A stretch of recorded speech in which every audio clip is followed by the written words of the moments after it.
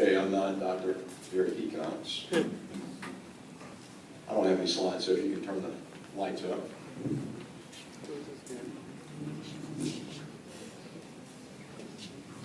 I'm Perry Franklin, and I'm one of the facilitators working with the Blue Ribbon Commission. I'd like to just give you a brief update of what's going on with the Blue Ribbon Commission. I don't think there's any need for any additional slides because you can see the type of data that is being fed into the Blue Ribbon Commission on a daily or weekly or monthly basis to determine, ultimately, and answer the question, when is it safe for the residents to return to the evacuated area? That is the charge of the Blue Ribbon Commission. The Blue Ribbon Commission continues to meet on a very regular basis. There's a minimum of at least 4 meetings per month and 1 additional full meeting every month. And this is to talk about all of the data, all of the information that has been coming through this operation, as well as countless one-on-one meetings, small subgroup meetings, and many one-on-one meetings, so that these scientists can understand exactly what's going on, so that they can ultimately answer that question, when is it safe for the residents to come back to the evacuated area? So analyzing this data that has been gathered, determining what data is needed in addition. You can see from the 2 previous presentations, each day there's new answers and there's new questions. There's new answers and there's new questions. And that's what's going on behind the scenes. As has been reported, the BRC has agreed on 2 key points in the safety benchmarks thus far. Gas pressure must be reduced to hydrostatic pressure in the aquifer, and provisions for long-term monitoring of sinkhole growth and stability of the subsurface must be put into place. As the BRC has continued to analyze data provided and direct the gathering of additional information in order to set the benchmarks, the insight of members has also led to actions and has created new opportunities to make progress in this response. A couple of examples include BRC's direction that more information was needed on the extent of gas and makeup of subsurface in and above the aquifer.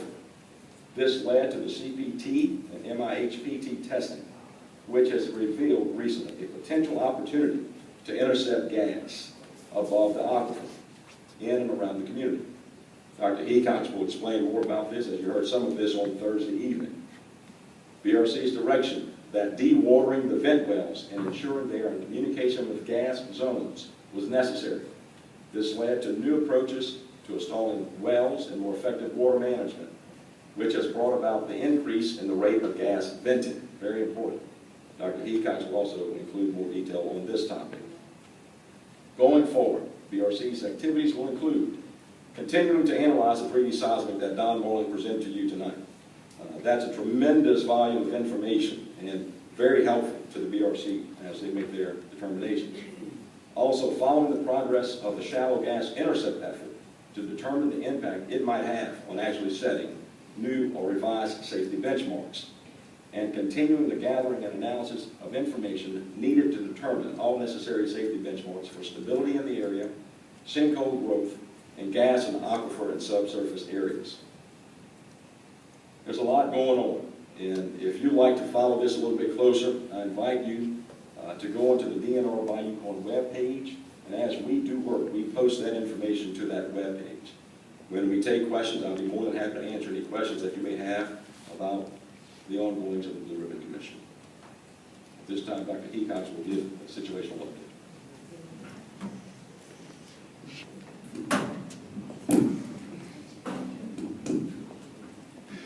Okay, we've been talking for a little over an hour. I'm going to move right through this.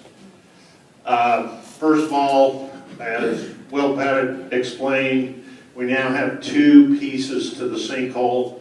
I'm throwing out a couple terms that we're going to be using going forward to explain this, just to clarify for the residents what we're talking about.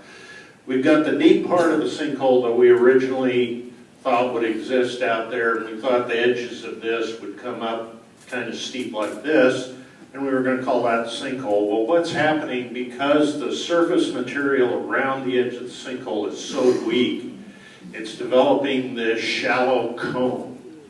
And we thought, how do you describe it? It's part of the sinkhole, but it's really not the deep part of the sinkhole. And so we're going to call this just the primary subsidence area. in and around the sinkhole, and then the sinkhole proper will be defined by the minus 10-foot contour.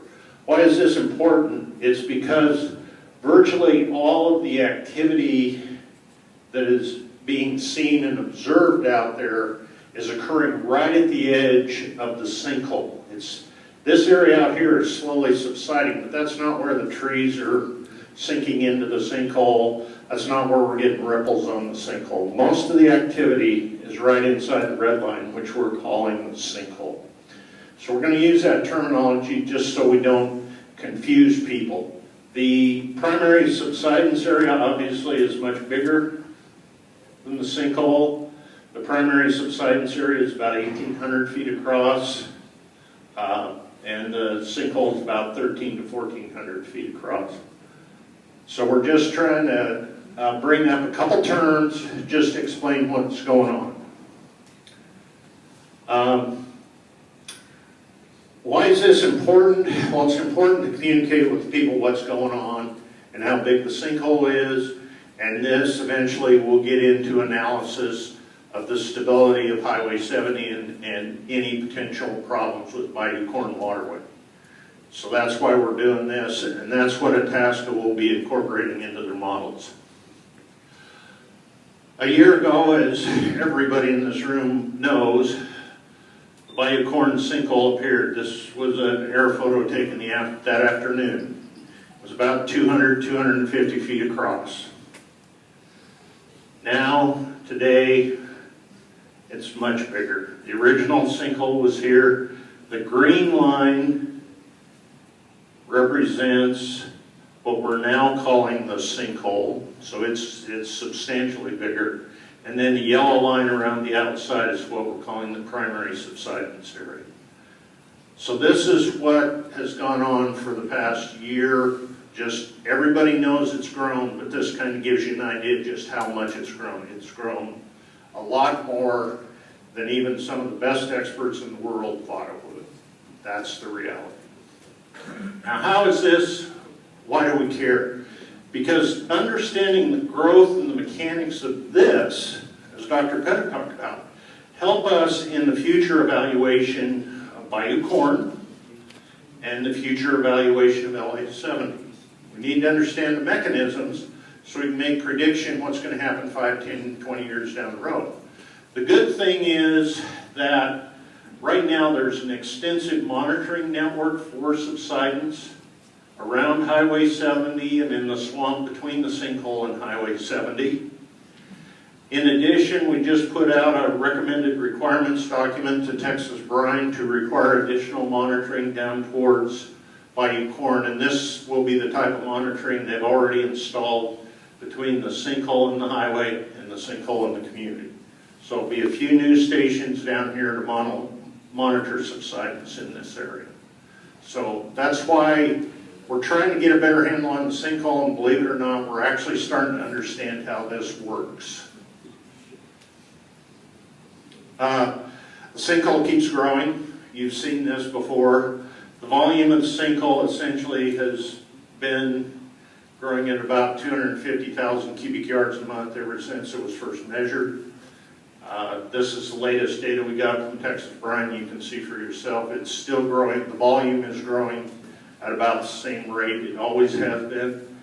The area last month in July turned down a little bit in the sinkhole itself, but the subsidence area continued growing pretty much as it had been. We'll see how this evolves over the next several months. That's all we can do is watch.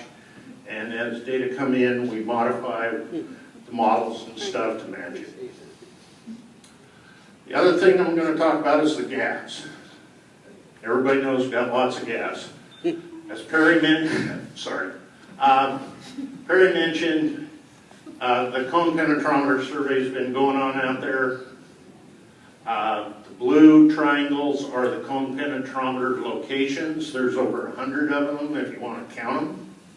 I've also shown all the bubble sites that are out there. But the main thing we're going to focus on is the cone penetrometer survey, which does several things. It gives us very good geologic definition down to the top of the aquifer.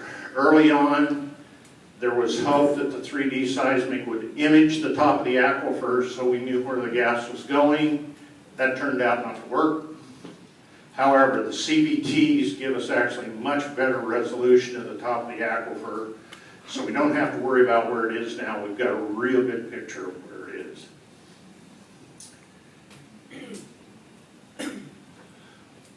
This is the updated map. I updated it Sunday night.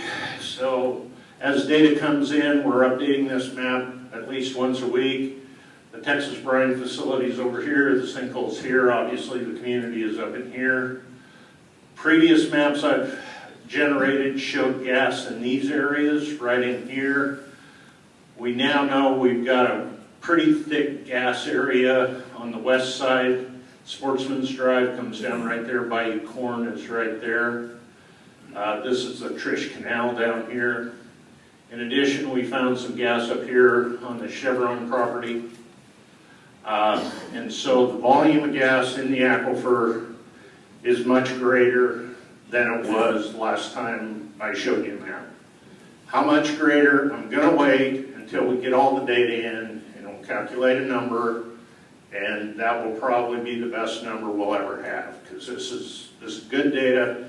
We want to wait, but I can tell you it's much greater than the 45 million we talked about before. Over here, there's up to 11 feet of gas at one of the locations under Sportsman's Drive. There's a lot of gas on the west side. And this is deep gas. I don't have a map yet for the shallow. This is deep. This is what's down in the aquifer at about 120 feet. To show you how the geology has come together, a year ago we talked to you, we were looking to map the top of the aquifer so we knew where the gas was. We've got a very good map. The high points are in white, so this is the high point in the aquifer. It's like this. And you've got high points over here where we see thick gas. And unfortunately, and we actually saw this a year ago, but now it's very well defined, there's also a very high point under Sportsman's Drive. And that's why the gas is accumulating there. There's also a bit of a ridge going up here. So we've got highs here, and then a low in here around the sinkhole, and low areas over here to the west of Grand Bayou. To see how this looks when you put the gas on top of the geology structure, the red lines are the thickest gas, the green is 4 foot, and then it tapers down to a light blue, which is less than a foot. So you can see for yourself that the thick gas tends to match the structure here. It matches a bit up here, certainly matches here, and unfortunately it definitely matches over by Sportsman's Drive. So everybody's wondering why so much gas. It's because unfortunately the top of the aquifer is the highest there, and that's where the gas is accumulating. We also see a high down here, and we have some thicker gas down in the Trish Canal. So the geology has all come together to help explain what we're seeing in the gas.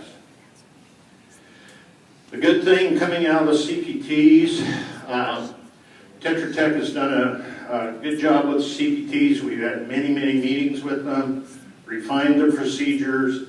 The CPT is working to define good, thick prospects for venting immediately. People who drive down 70, you can see there's more flame coming out of the flare finally. Used to look like a little tiny Bunsen burner or little tiny Coleman camp stove. Now we've got flames coming out.